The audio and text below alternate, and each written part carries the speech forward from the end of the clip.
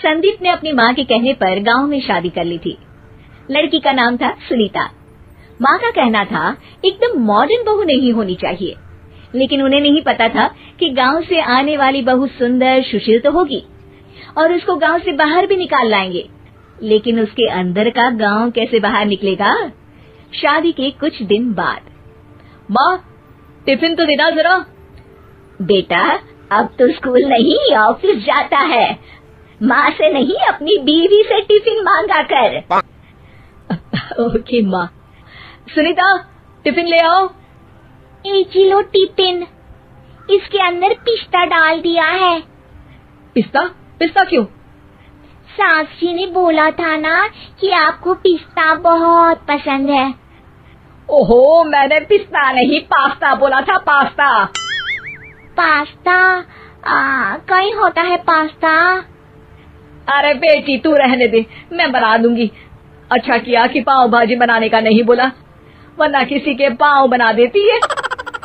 सुनीता को बुरा लगता है, लेकिन उसकी नादान हरकतें कम नहीं होती।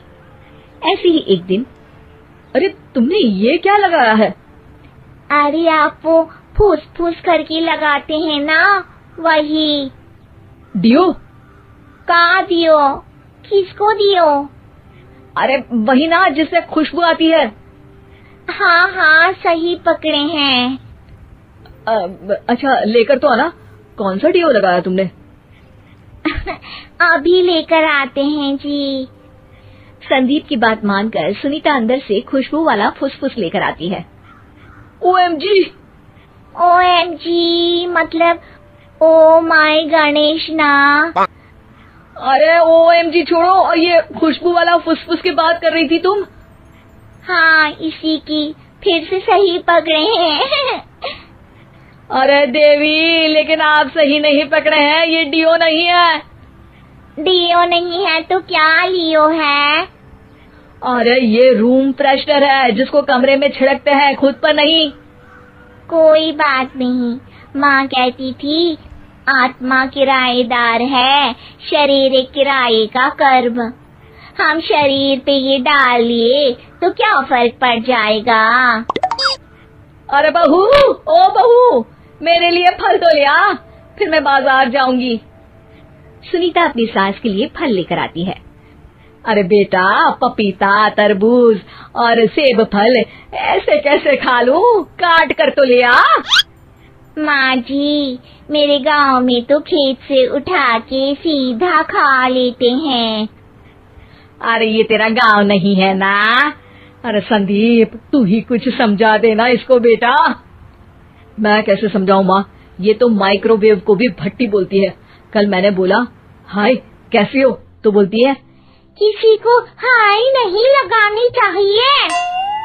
अरे सुनीता, तेरा क्या होगा? अभी तो कैसे बताऊं माँ जी, अभी हम कुछ करेंगे फिर पता चलेगा क्या होगा, लड़का या लड़की। हे भगवान, कहाँ से आ गई है?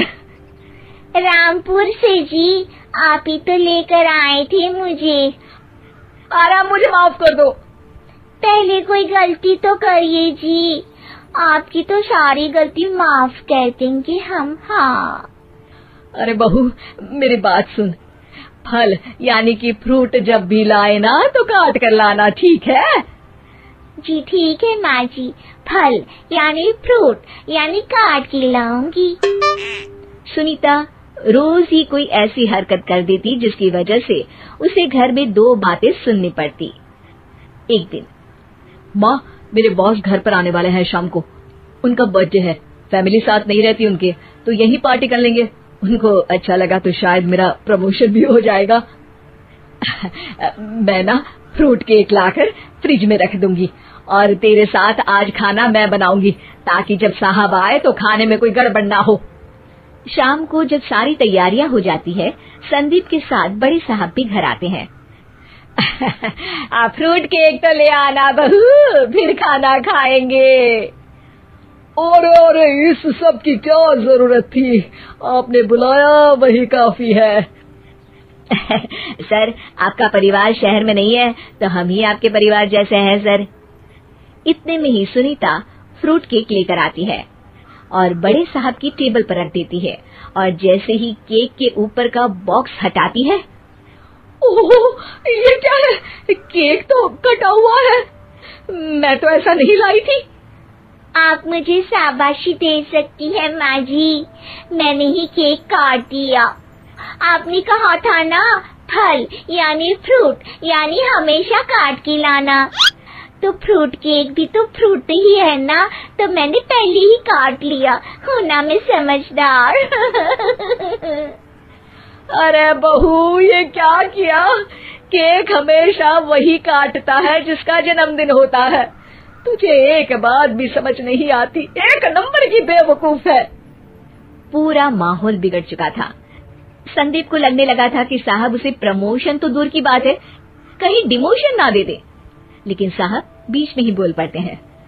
अरे अरे, कोई बात नहीं, ये इनकी बेवकूफी नहीं है, इनका भोलापन है। बेटा, आप कहाँ से हो? रामपुर गांव से। अरे वाह, गांव से? फिर तो आपके गांव में ताजे फल और सब्जियां मिलते होंगे। हाँ, सही पकड़े हैं। हम तो काटते भी नहीं, सीधा खा लेते हैं। मैं ना एक बार तुम्हारे गांव घूमने जरूर चलूंगा। क्यों संदीप, ले चलोगे ना? मुझे गांव घूमना बहुत पसंद है।